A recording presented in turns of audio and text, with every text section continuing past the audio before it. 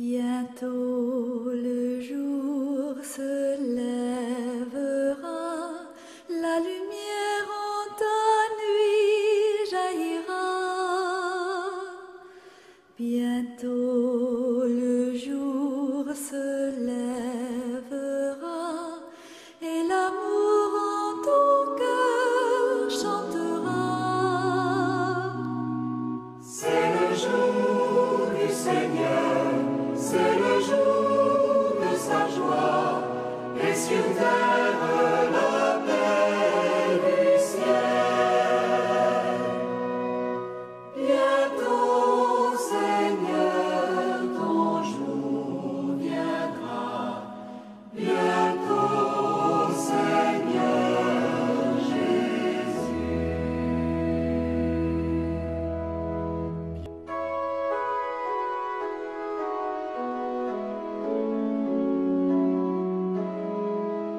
Au nom du Père et du Fils et du Saint-Esprit. Amen.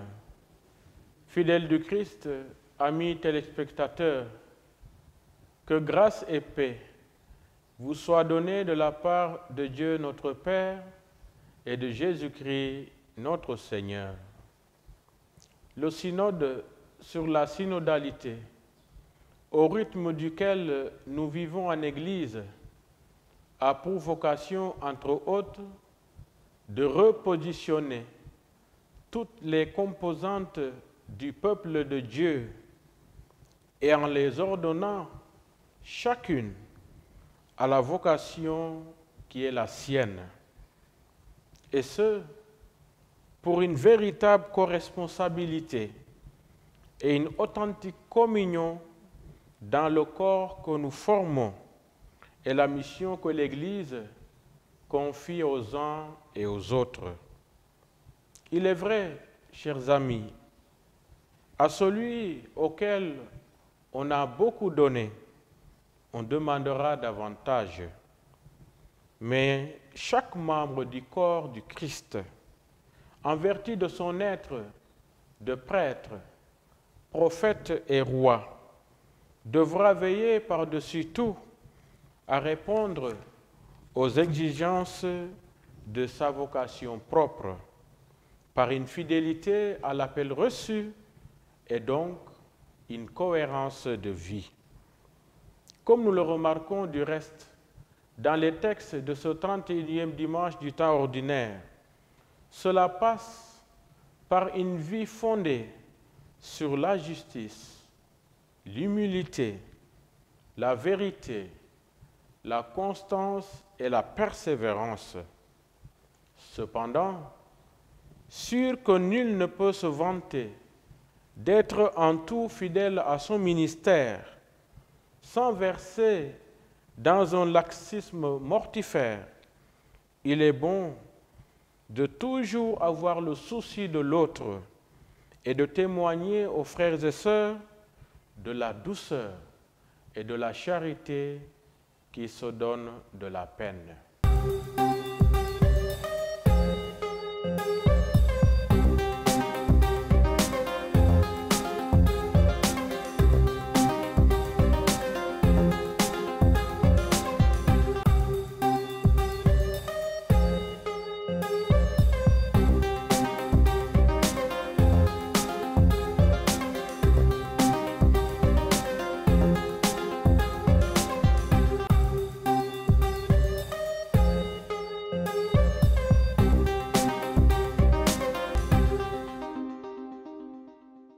Comment se fait-il que la mère de mon sauveur vienne jusqu'à moi?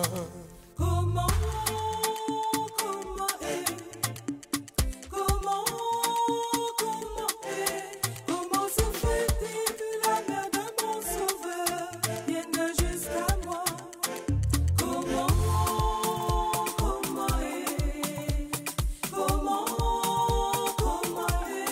Comment se fait-il que la mère de mon sauveur vienne jusqu'à moi?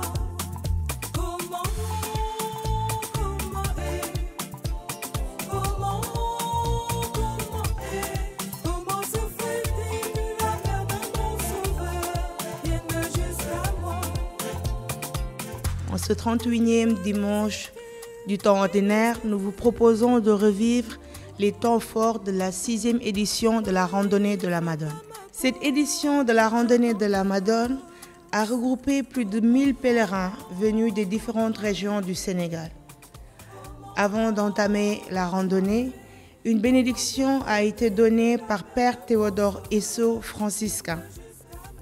Sur près de 10 km de Sindia à Popenguine, les pèlerins ont récité le rosaire en portant les intentions de prière de leurs frères et sœurs. Arpentant la montée, dernière ligne droite menant au sanctuaire, les pèlerins ont loué d'un même cœur, oubliant fatigue et douleur. Ce moment de louange a porté les pèlerins jusqu'au sanctuaire où ils ont continué en terminant leur randonnée en louant, magnifiant, exaltant le Seigneur.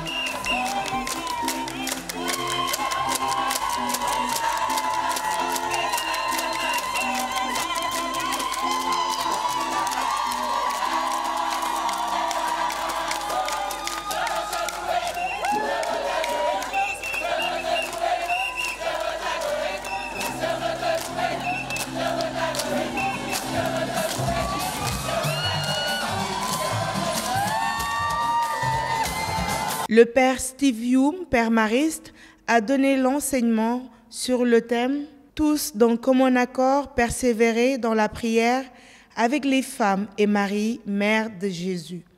Il a demandé aux pèlerins de retenir comme slogan de cette méditation « Tous unis dans une prière unanime, fervente avec Marie ».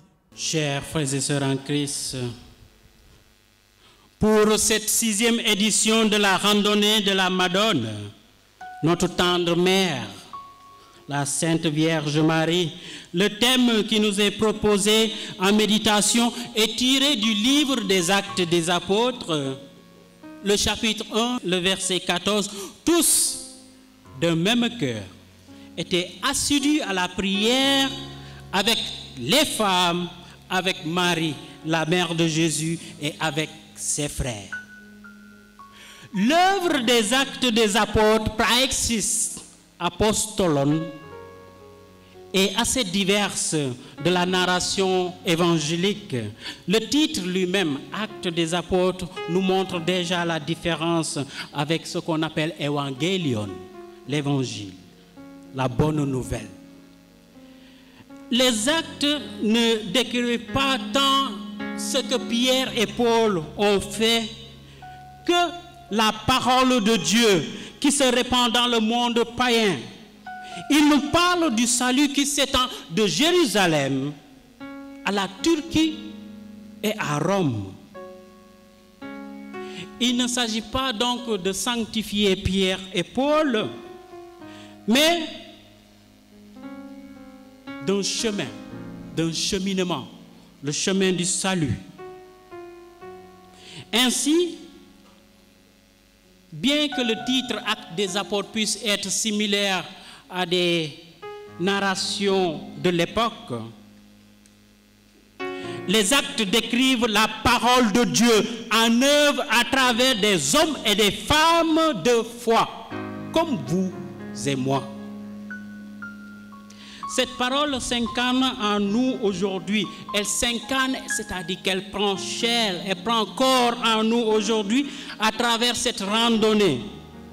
Nous nous dédions à la prière unanime, malgré nos différences, nos provenances.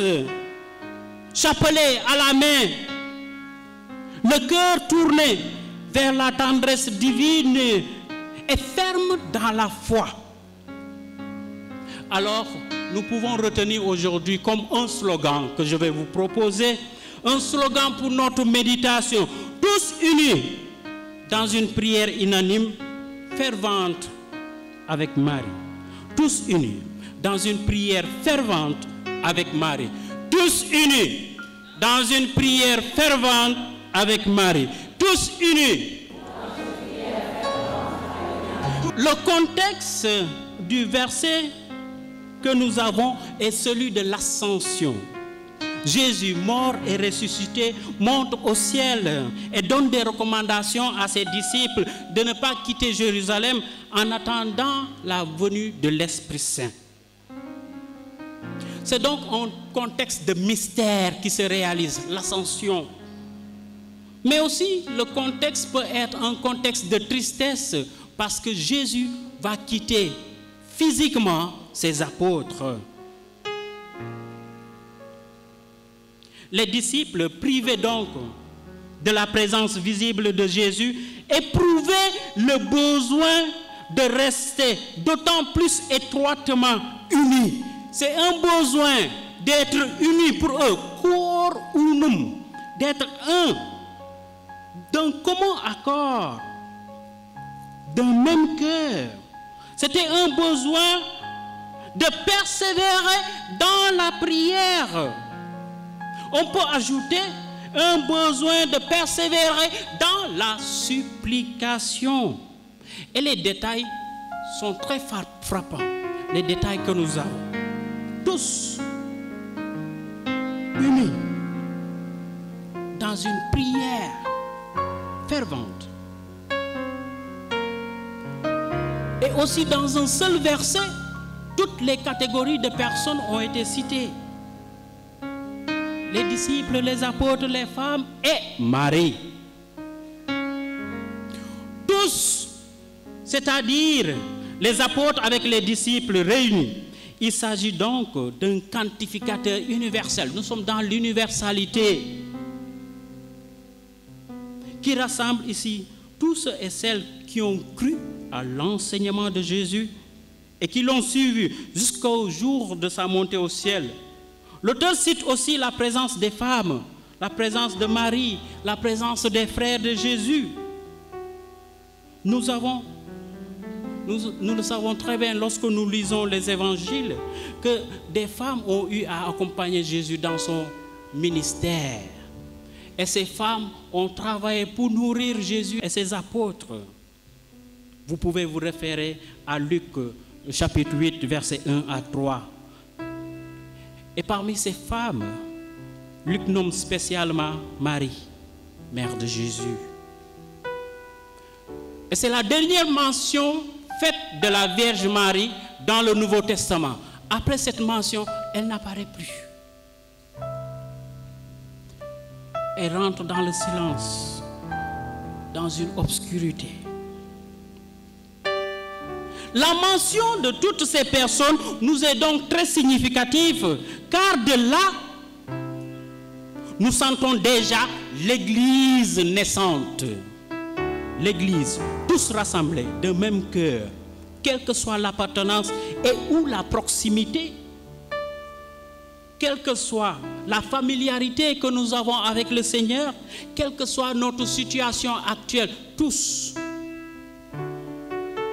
membres de l'Église naissante, tous sans exception, aucune, sont mus par une prière fervente dans l'attente de la venue de l'Esprit Saint. Et si tel est le cas, et nous le croyons, l'Église naît donc dans un contexte de prière. L'Église est née dans un contexte de prière, un contexte de rassemblement de personnes différentes qui ont un seul et même objectif, parce que leurs cœurs sont unanimes, parce que leur prière est unanime, parce que leur démarche est commune, et ils sont soutenus par la présence de la Mère de Dieu. La spiritualité de la société de Marie reconnaît que Marie a été le soutien de l'Église naissante. Elle a été le soutien de l'Église naissante et elle sera le soutien de l'Église à la fin des temps. Son rôle dans l'Église en pèlerinage sur terre est de soutenir par son intercession jusqu'à ce que le règne de Dieu arrive. Soutenir l'Église naissante jusqu'à la fin des temps. Faire de la Vierge Marie la médiatrice par excellence. Marie a donc une mission qu'on appelle eschatologique, c'est-à-dire qui tire vers la fin des temps. Marie porte dans son cœur l'Église tout entière. Elle nous porte dans son cœur. Le cœur est parfois considéré comme le siège des sentiments. Madame dañuy jékki-jékki naan le cœur a ses raisons. Mais pour la plupart du temps, le cœur est le lieu de l'activité spirituelle. Le cœur est le lieu de la relation intime avec Dieu. Tu aimeras ton Dieu de tout ton cœur. Shema Israël, Adonai. Le cœur est le lieu de la conscience. Heureux les cœurs purs, car ils verront Dieu. Les choix du cœur orientent la vie tout entière, soit vers la pureté, soit vers la corruption. Luc le souligne même, chapitre 6, verset 45. Cette pureté, parue cachée du cœur, cette pureté est foncièrement connue par Dieu. Dieu qui sonde les cœurs. Quant à l'homme, il ne peut apprécier la vie cachée du cœur que par le fruit visible.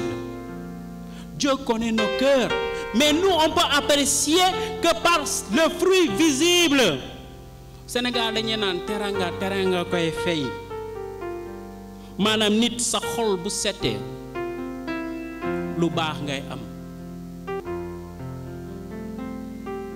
C'est un appel donc à la pureté du cœur, à la simplicité du cœur dans nos prières, à la simplicité du cœur dans nos relations avec Dieu et avec les autres. Le cœur pur, simple et pauvre, c'est le cœur tourné vers le Seigneur et qui ne se laisse pas dominer par la raison. Le cœur a ses raisons. Qui ne se laisse pas dominer par la raison, qui cherche à justifier. Manam, c'est-à-dire justifier. C'est donc un cœur qui a goûté aux délices du Seigneur. Le cœur qui a goûté les délices de Dieu. Manam bu ko ñamé day continuer di takamtiku jusqu'à la fin des temps. Le cœur qui ne cesse de s'approcher des sacrements de l'Église pour lui puiser les forces nécessaires, les forces qui le soutiennent dans la prière. Le pauvre de cœur est le chrétien qui ne compte pas sur lui-même. Le chrétien qui ne compte pas sur ses recherches matérielles, qui ne s'entête pas dans ses opinions fermées, mais qui écoute. Un cœur qui écoute. Écoute Israël, le Seigneur est ton Dieu. Un cœur qui écoute avec respect et se remet volontairement à la volonté divine. Être d'un même cœur alors, dans la prière, c'est cultiver les mêmes sentiments divins, avoir un même regard spirituel, viser les mêmes biens d'en haut, être d'un même cœur pour nous, sentinelles de la Vierge Marie, est une invitation pressante à la communion.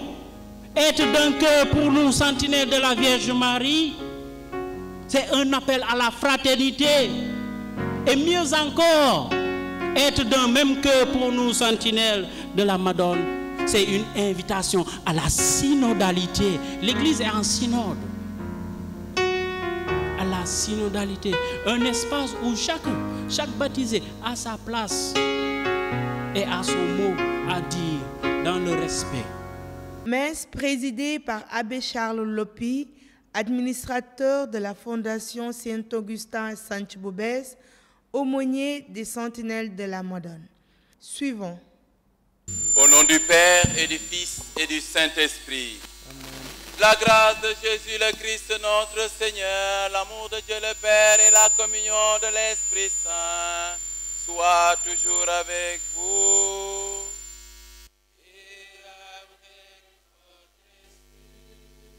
En cette 6e édition de notre randonnée, la Providence a voulu que nous soyons en compagnie de l'un de ceux qui étaient avec Marie en prière et qui persévéraient, attendant la grâce de l'Esprit Saint. Je dis un, mais nous célébrons deux, puisque nous sommes dans l'abondance, c'est Dieu qui l'a voulu. Nous célébrons la mémoire des saints Simon et Jude, apôtres. Qu'il nous aide à mieux suivre et écouter Jésus, la première en chemin, à écouter Marie, la première en chemin, pour vivre notre vocation de sentinelle, mais surtout pour porter les fruits que Dieu attend de chacun de nous. Kyrie eleison, Kyrie,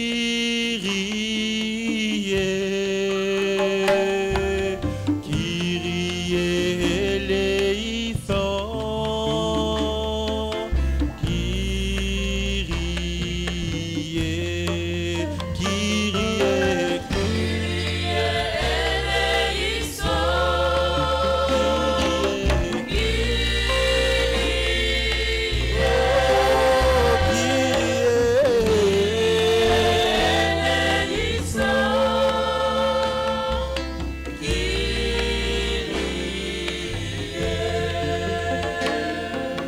Christe eleison,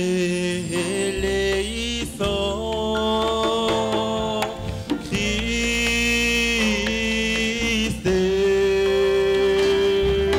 Christe eleison,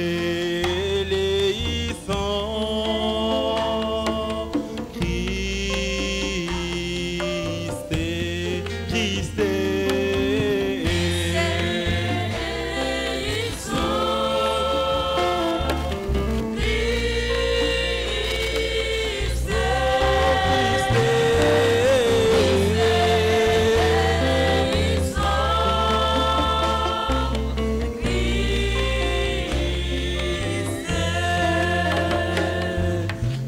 Kyrie eleison,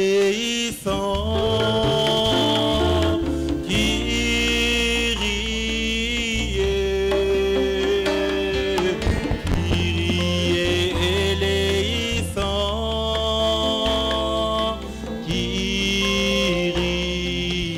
Kyrie,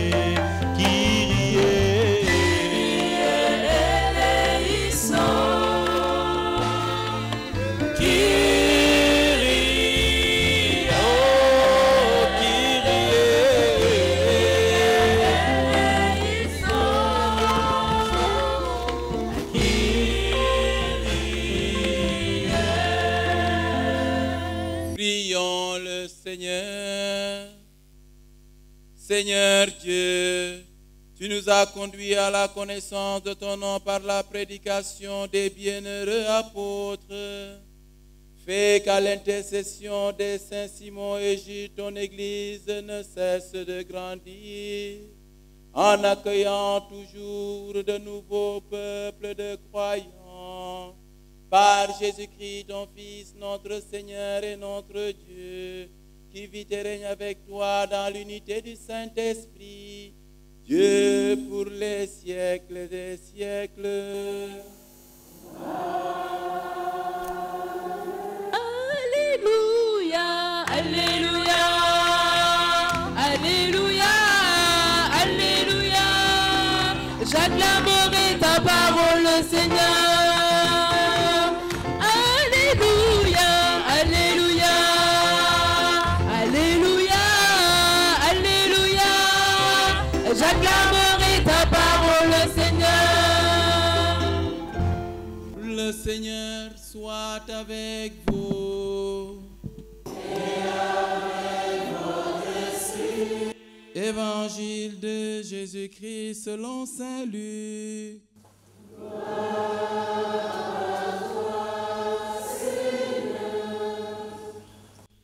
En ces jours-là, Jésus s'en alla dans la montagne pour prier, et il passa la nuit pour prier Dieu. Le jour venu, il appela ses disciples, en choisit 12 et leur donna le nom d'apôtres.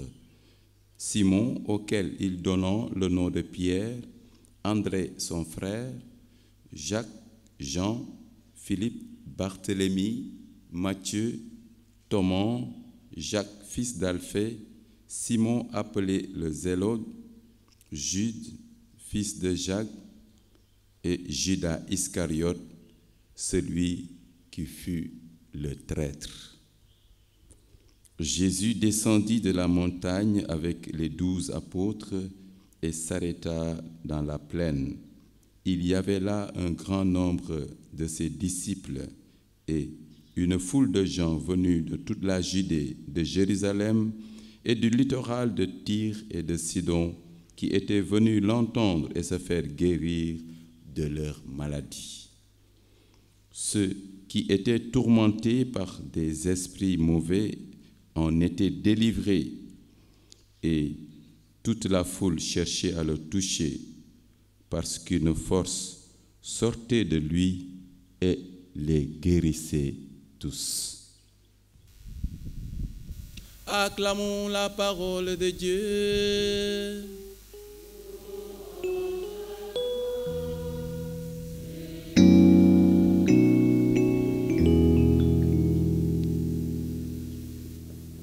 Chers frères et sœurs, je suis heureux de présider aujourd'hui cette Eucharistie parce que j'ai une bonne nouvelle pour toutes les délégations ici représentées. Oui, j'ai une bonne nouvelle pour vous. Moi-même, je suis concerné de cette bonne nouvelle. Et je voudrais que vous me posiez la question de savoir quelle est cette bonne nouvelle.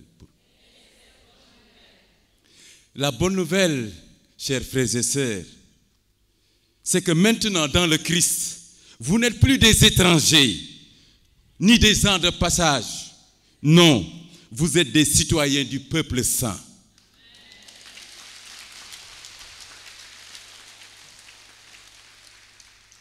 Vous êtes membres de la famille de Dieu. Oui, nous sommes membres de la famille de Dieu, et c'est vrai. Nous avons été intégrés dans la famille de Dieu lorsque nous avons été baptisés au nom du Père, du Fils et du Saint-Esprit. Le nom du Dieu unique et trine a été invoqué sur nous. Et nous avons pour mission de sanctifier ce saint nom. Puisque nous sommes membres de la famille de Dieu, nous devons avoir la culture de Dieu. Et c'est la culture de l'amour. C'est la culture de la vérité. C'est la culture de la lumière. Si nous ne marchons pas dans l'amour, si nous ne marchons pas dans la lumière, si nous ne marchons pas dans la vérité, vous m'excusez, on n'a pas notre place ici. Puisque Marie, notre mère, accueille ceux et celles qui marchent dans la vérité, ceux qui demeurent dans l'amour de Dieu, ceux qui refusent le mensonge pour marcher dans la vérité. Que l'Esprit Saint nous donne la force de persévérer sur le chemin de la foi pour être toujours blottis entre les mains de notre Sainte Mère, Marie. Dieu a déjà accompli son œuvre et nous devons persévérer en maintenant le flambeau de la foi. Nous avons parcouru de grandes distances pour arriver à Sindia et marcher 10 km avant d'arriver ici. Un sacrifice a été offert. Mais aujourd'hui, puisque les cieux proclament la gloire de Dieu, que le firmament raconte l'ouvrage de ses mains, notre vie doit être une louange à la gloire du Père. Puisque le psalmiste nous dit, par toute la terre, en paraît leur message et la nouvelle aux limites du monde. Mais pas de parole dans ce récit, pas de voix qui s'entendent. il y a un message qui a été répandu jusqu'aux confins de la terre. Et il n'y a pas de récit, il n'y a pas de parole. Qu'est-ce à dire? C'est dire que le message, c'est à partir de notre vécu. C'est ta vie qui doit être une page d'évangile. Le témoignage, ça ne doit plus être par la parole. Parce que on peut dire et ne pas vivre. Et il y aura une dichotomie. Notre vie de chrétien, de disciple, notre vie de sentinelle de la Madone doit être une vie équilibrée dans la vérité. Et la vérité, c'est une personne, c'est Jésus-Christ. Lui, il n'a pas dit, nous allons chercher la vérité, mais il dit, je suis la vérité. Et c'est lui seul qui est capable de le dire, puisqu'il est le Fils unique du Père. Il est Dieu né de Dieu, lumière né de la lumière, engendré, non pas créé, de même nature que le Père, par qui tout a été fait. Oui, mon frère, ma sœur, aujourd'hui, puisque tu n'es plus étranger et que tu es membre de la famille de Dieu, fais de ta vie un écho de la volonté salvifique de Dieu. Avec Marie, il faudrait que ta vie s'enracine dans le vouloir divin et que tu persévères dans ce vouloir divin. Si ta vie n'est pas conforme au vouloir divin, tu feras tout simplement ce que tu veux et tu t'éloigneras de Dieu. Il faut éviter la volonté propre. Il faut obéir à Dieu. Laisser sa parole impacter ta vie. Alors, toute ta vie sera un témoignage de foi. Toute ta vie sera un témoignage d'amour. Parce que tu marcheras avec Jésus. Tu agiras avec Jésus et par Jésus. Tu diras la vérité parce que tu es apôtre. Les sentinelles sont des apôtres de la nouvelle évangélisation.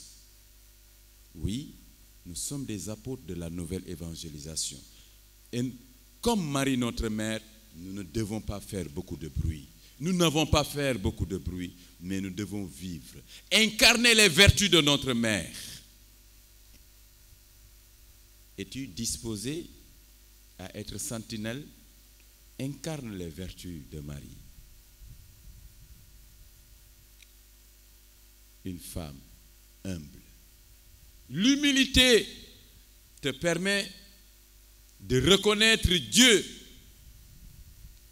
comme ce qu'il est, le Créateur, le Tout-Puissant, que tu dois adorer, que tu dois aimer de tout ton cœur, de toute ton âme et de toute ta force. L'humilité te permet aussi de faire route avec ton prochain. Parce que si tu n'es pas humble, tu vas te considérer supérieur aux autres ou à l'autre. Et dès lors, il n'y a plus de relation. Aujourd'hui, nous devons repartir sur de nouvelles bases. Nous allons repartir avec celle qui nous donne la joie de persévérer. Marie, notre mère. Acceptons qu'elle soit notre mère et que cela se manifeste à travers notre vie tout entière. Nous sommes de la famille de Dieu. Ne quittez pas la famille. Ne quittez pas les membres de la famille. Restez dans la famille, aimez les membres de la famille dans la vérité. Dans la vérité de celui qui nous a unis, de celui qui nous a choisis et établis. Nous sommes dans la famille de Dieu. Église vient de ecclésia, assemblée. Et Saint Augustin dit la famille de Dieu.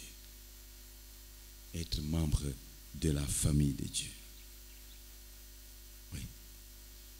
Et je disais tantôt que nous sommes des apôtres. Nous sommes envoyer. Mais un apôtre, pour proclamer, doit apprendre. Et Jésus, notre Maître, voudrait qu'on apprenne auprès de sa mère. Il voudrait qu'on apprenne auprès de sa mère. Il faudrait donc qu'elle soit intronisée dans notre vie. Si Marie n'est pas intronisée, elle ne pourra pas nous apprendre. Mais si elle est réellement notre mère, elle est notre médiatrice, elle est notre repère.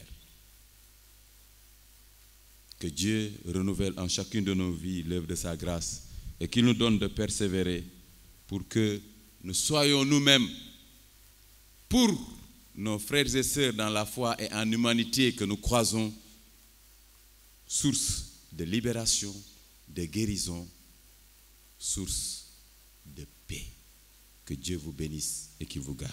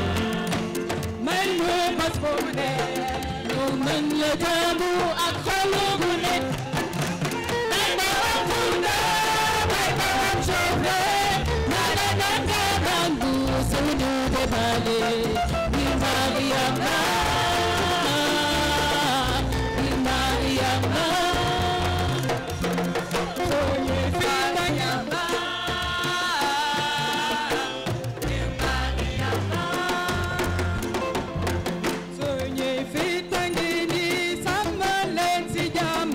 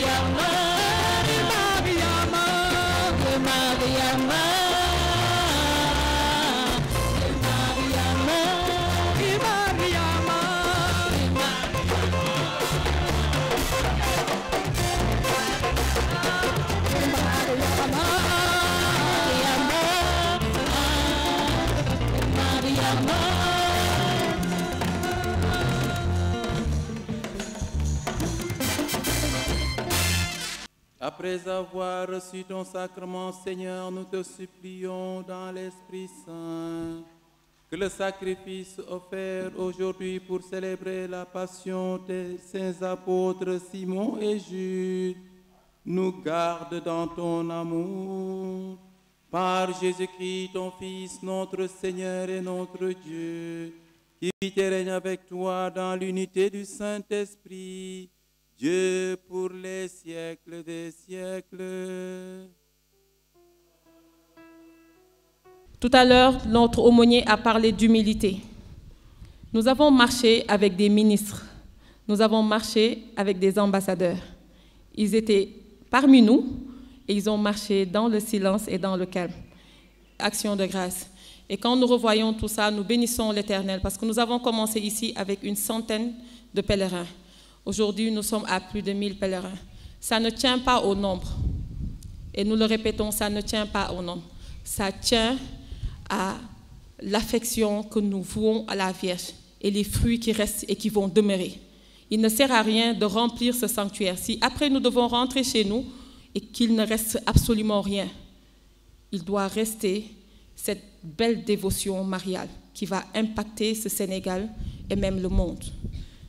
Et c'est ça, c'est cette démarche de foi que nous demandons aux pèlerins. Donc quand vous regardez le nom, nous voulons demain voir les gens tenir leur rosaire à la main et prier pour les frères et sœurs, s'oublier. Et on a l'habitude de le dire, ce n'est pas évident de s'oublier pour prier pour les autres. Mais nous, les sentinelles, nous avons décidé de nous oublier, de décoller nos yeux de nos nombrils et de prier pour les frères et sœurs. Amen. Donc c'est cela que nous voulons qui reste dans les cœurs des pèlerins. Dieu vous bénisse. Le Seigneur soit avec vous. Que Dieu Tout-Puissant vous bénisse, le Père, le Fils et le Saint-Esprit.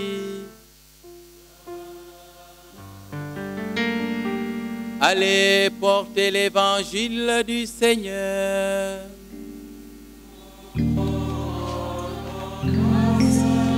Lors de la veillée, une procession avec récitation du chapelet s'est déroulée, avec comme circuit la grotte, la basilique et le sanctuaire.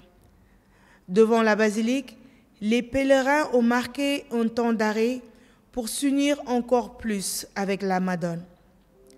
La veillée a été clôturée par une messe d'action de grâce. Chers frères et sœurs en Jésus-Christ, amis téléspectateurs, pour soutenir la vie des séminaires et dans le cadre de l'année mariale, l'émission catholique Jour du Seigneur accueille en ce jour, dans les beaux jardins de la cathédrale de Dakar, la chorale de Saint-Martin de Porres, qui est une des chorales universitaires de la paroisse Saint-Dominique.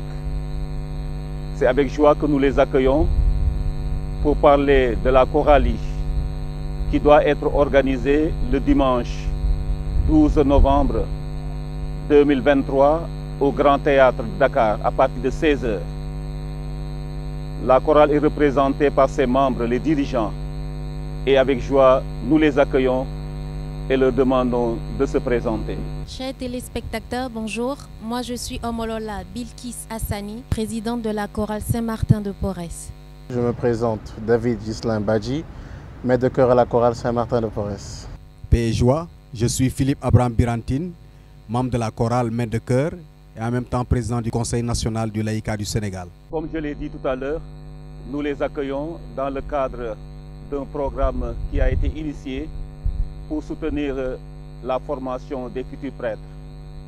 Pour rappel, chers frères et sœurs, il y a de cela 2 ans, nos pères évêques du Sénégal avaient initié une collecte annuelle pour soutenir les 3 grands séminaires interdiocésains du Sénégal, à savoir le grand séminaire Saint-Paul de Ndiafat, le grand séminaire Saint-Jean-Marie Vianney de Brin et le grand séminaire François Liberman de Sébikotane.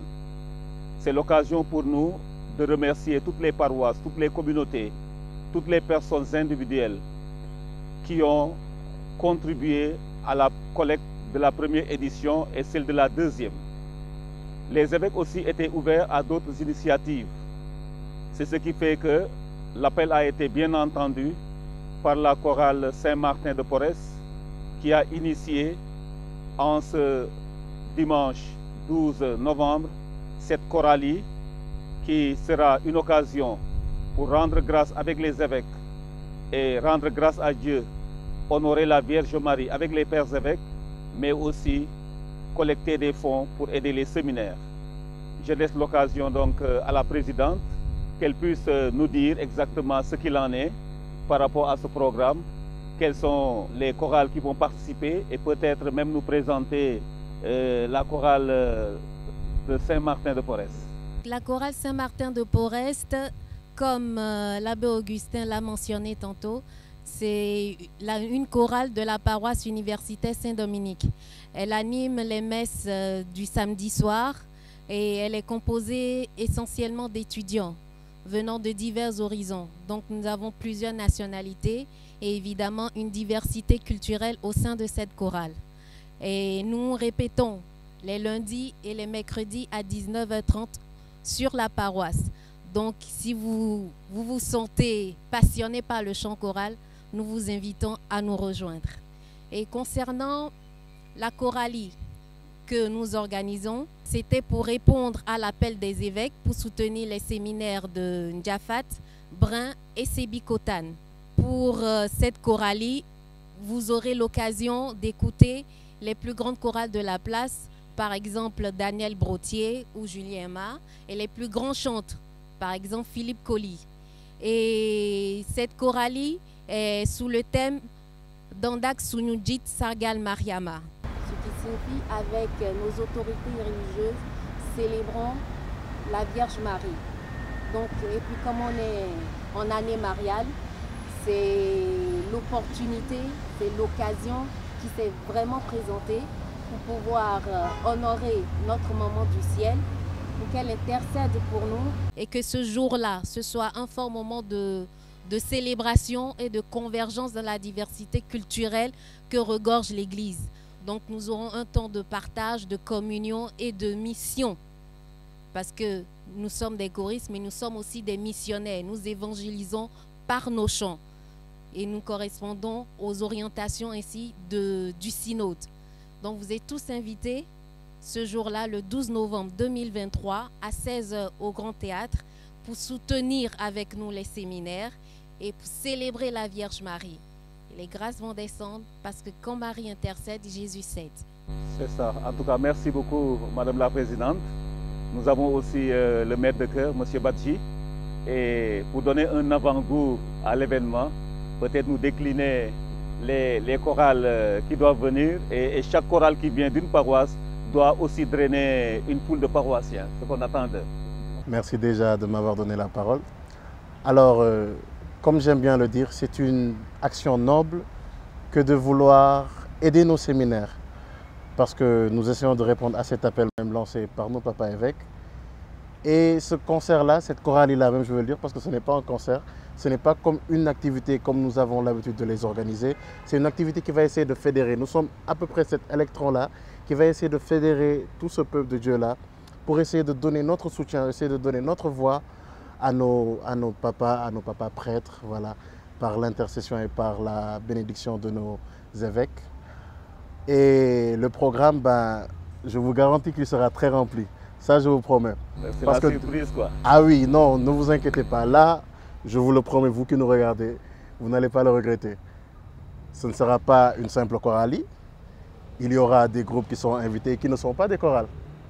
Donc, attendez-vous à des surprises, parce que si je le dis maintenant, je gâte la surprise, ce n'est plus une surprise.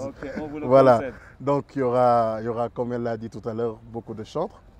Et attendez-vous à beaucoup de chantres très, très, très, très, très, très nombreux et très, très talentueux. Là, il y a Philippe Abrahamtin, qui est le président du Conseil national du laïcat, qui est membre également de la chorale Saint-Martin de Porres, qui a bien voulu aussi accompagner ces jeunes dans leur initiative. Nous lui laissons la parole pour voir quelle appréciation aussi a-t-il de cette initiative. Je remercie la chorale Saint-Martin de Porres qui a pensé au Conseil national du laïcat quand il fallait organiser cet événement. Parce que, on ne le dira jamais assez, le Conseil national du laïcat concerne tous les laïcs. Quand des fidèles laïcs s'engagent pour mener des actions, pour faire grandir cette église, nous devons tous nous engager. Et quand je parle de Conseil national du laïcat, il s'agit de tous les mouvements d'action catholique, de toutes les structures d'église. Il s'agit aussi des personnes qui ne sont nulle part, mais qui viennent à la messe. Cela signifie que c'est au nom de toutes ces personnes-là que nous devrons nous mobiliser pour soutenir nos séminaires. On va accompagner la chorale Saint-Martin de Porres dans cette activité et nous appelons vraiment tous les mouvements, tous les responsables, que chacun prenne son ticket. Même si vous ne devez pas venir, au moins donnez votre contribution, en sachant que c'est une semence que vous faites pour le royaume de Dieu et pour l'avènement de la paix, de la joie à travers la personne du prêtre. En tout cas, nous sommes très heureux de prendre part à cette activité. Et ce sera un moment de grâce. Nous espérons avoir la présence de tous les évêques du Sénégal et même au-delà. Et vous êtes invités, ne manquez pas cette occasion parce que durant cette grande célébration, nous aurons l'occasion de rendre hommage à nos pères évêques. Nous aurons l'occasion de découvrir qui sont véritablement nos pères évêques. Si vous voulez savoir leur date d'ordination, leur devise, leur parcours, ce sera l'occasion. Et si vous avez des cadeaux particuliers à donner à tel évêque, venez. Ce sera l'occasion de prendre... bon, on ne sait pas encore si on pourra avoir espace photo avec les évêques, mais bon, tout reste possible. Tout reste possible. Pour vous dire que ce jour-là, nous prévoyons quelque chose de grand pour la gloire de Dieu. La Vierge Marie sera là, la cour céleste sera là, et ça sera glorieux. En tout cas, le message est entendu. Rendez-vous le 12 novembre au Grand Théâtre à partir de 16h. Merci Philippe. Les spectateurs seraient intéressés de savoir si les pères évêques sont informés de votre initiative. Quelle appréciation ont-ils de cela? Et si le concert est gratuit ou bien c'est moyennant quelque chose? Évidemment, on a fait le tour des paroisses pour informer les curés de cette initiative et ils nous ont soutenus. Ils passent l'information aux annonces paroissiales. Ils nous ont permis aussi de déposer les tickets au niveau du secrétariat pour que ceux qui sont intéressés qui n'ont pas le temps de passer à Saint-Dominique pour récupérer ou à tel endroit en appelant un choriste pour récupérer, puissent récupérer directement sur leur paroisse de base. Les tickets sont au prix de 5 000 francs et de 10 000 francs. Est-ce que les pères évêques sont informés? Est-ce qu'ils sont d'accord? Ils vous ont donné la bénédiction? Évidemment, ce projet a été conçu, organisé avec la bénédiction de nos pères évêques. Parce que nous leur avons soumis le projet, ils ont lancé un appel pour soutenir les séminaires. Nous avons répondu à cet appel, nous leur avons présenté le projet, ils ont validé et ils nous ont donné leur bénédiction. Et ils ont promis d'être présents. Merci beaucoup. Maître de chœur. Je pense que tout a été dit. Si vos papas évêques vous disent qu'ils seront là, mais c'est que les grâces vont surabonder. Ce sera un lieu de grâce parce qu'en plus de nos papas évêques, la Vierge Marie sera là avec nous. Et voilà, ce sera un moment fort de prière. Et je vous invite encore tous solennellement à venir participer.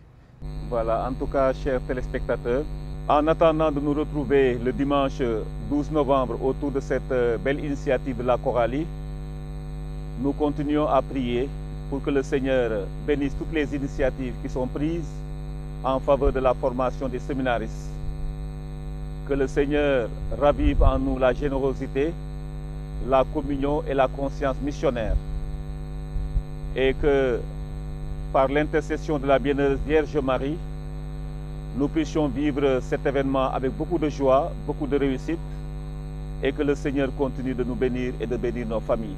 Bien-aimés téléspectateurs, notre mission de chrétiens ici-bas, notre mission d'enfants de Dieu est une mission de témoignage. Jésus-Christ, la parole faite chair, que nous annonçons pour la vie et le salut du monde, nous avons à l'annoncer plus par notre vie que par notre parole.